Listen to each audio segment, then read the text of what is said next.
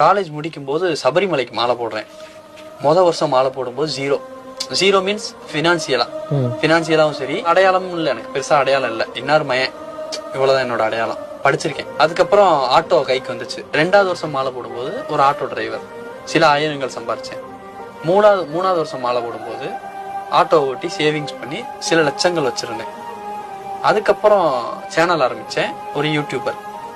அதுக்கப்புறம் 5வது வருஷம் நான் சபரிமலை போகும்போது சபரிமலைக்கு வந்த பக்தர்கள்லாம் நடக்க விடலன்னு பார்த்து போட்டோ எடுத்து, அப்ப 5வது வருஷத்துல ஒரு மேஜிக் நடந்திருக்கு. இப்ப 6வது வருஷம் மாலை போட்டா. சோ எனக்கு என்னோட ஒரு பார்வையில, என்னோட ஒரு வளர்ச்சியில ஐயப்பன் முக்கியமான ஒரு இடம், ஒரு ஆளா இருக்காங்க அப்படின்னு நம்பிக்கை நான் நம்புறேன். நான் அந்த சபரிமலையில என்னைக்கு கால் எடுத்து வச்சனோ அன்னையில இருந்து என் வாழ்க்கை மேம்பட்டு இருக்குன்னு நான் நம்புறேன்.